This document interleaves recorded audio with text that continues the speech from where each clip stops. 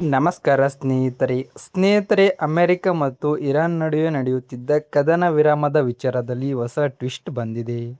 ಸೀಸ್ಫೈರ್ ಮುಗಿಯುವ ಹಂತಕ್ಕೆ ಬಂದಿದ್ದರೂ ಅಮೆರಿಕದ ಅಧ್ಯಕ್ಷ ಡೊನಾಲ್ಡ್ ಟ್ರಂಪ್ ಅದನ್ನು ಮುಂದುವರಿಸಲು ಸಮ್ಮತಿ ಸೂಚಿಸಿದ್ದಾರೆ. ಈ ನಿರ್ಧಾರಕ್ಕೆ ಪ್ರಮುಖ ಕಾರಣವಾದ ಪಾಕಿಸ್ತಾನಕ್ಕೆ ಮನವಿ ಹೊರಹೊಮ್ಮಿದೆ. ಪಾಕಿಸ್ತಾನದ ನಾಯಕತ್ವ ಇರಾನ್ ಮೇಲೆ ದಾಳಿ ಮಾಡಬೇಡಿ ಎಂದು ಕೇಳಿಕೊಂಡಿದೆ. ಇದರಿಂದಾಗಿ ಸದ್ಯಕ್ಕೆ ಯುದ್ಧ ತೀವ್ರಗೊಳ್ಳುವ ಸಾಧ್ಯತೆ ಕಡಿಮೆಯಾಗಿದೆ. ಆದರೆ ಗಮನಿಸಬೇಕಾದ ವಿಷಯ ಏನೆಂದರೆ, ಸೀಸ್ಫೈರ್ ಮುಂದುವರೆದರೂ ಅಮೆರಿಕ ಇರಾನ್ ವಿರುದ್ಧ ಆರ್ಥಿಕ ಮತ್ತು ನೌಕಾ ನಿರ್ಬಂಧವನ್ನು ಮುಂದುವರೆಸಿದೆ. ಸೇನೆ ಕೂಡ ಹೈ ಅಲರ್ಟ್ನಲ್ಲಿದ್ದು ಯಾವಾಗ ಬೇಕಾದರೂ ಕ್ರಮ ಕೈಗೊಳ್ಳಬಹುದು.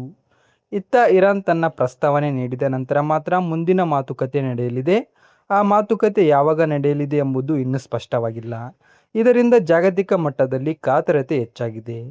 ಇದರ ನಡುವೆ ಅಮೆರಿಕ ಹೇಳುವಂತೆ ಇರಾನ್ ಆರ್ಥಿಕವಾಗಿ ಒತ್ತಡದಲ್ಲಿದೆ, ದಿನಕ್ಕೆ ಭಾರೀ ನಷ್ಟ ಅನುಭವಿಸುತ್ತಿದೆ.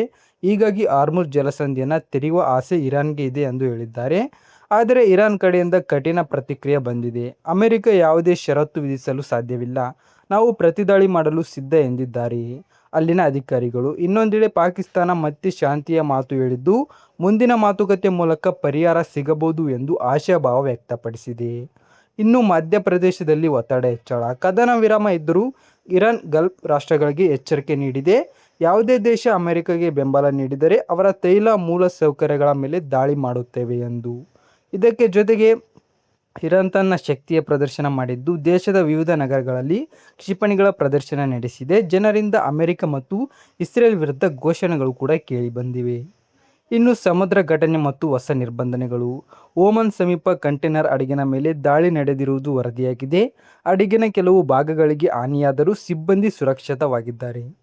ಇದರ ಹಿನ್ನೆಲೆ ಮಾಡಿಕೊಂಡ ಅಮೆರಿಕ ಮತ್ತೆ ನಿರ್ಬಂಧಗಳನ್ನು ಕಠಿಣಗೊಳಿಸಿದ್ದು, ಇರಾನ್ನ ಡ್ರೋನ್ ಮತ್ತು ಶಸ್ತ್ರಾಸ್ತ್ರ ಜಾಲಕ್ಕೆ ಸಂಬಂಧಿಸಿದವರ ಮೇಲೆ ಕ್ರಮ ತೆಗೆದುಕೊಂಡಿದೆ.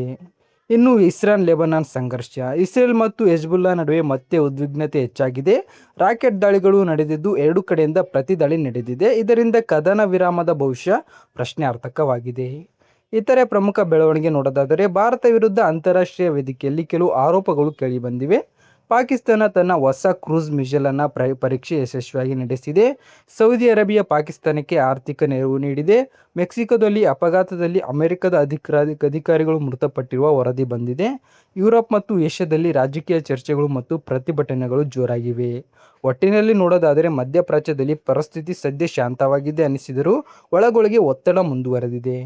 ಮುಂದಿನ ಮಾತುಕತೆ ಯಾವಾಗ ನಡೆಯುತ್ತದೆ, ಅದರ ಫಲಿತಾಂಶ ಏನು, ಇದನ್ನೇ ಈ ಜಗತ್ತು ಕಾದು ನೋಡುತ್ತಿದೆ.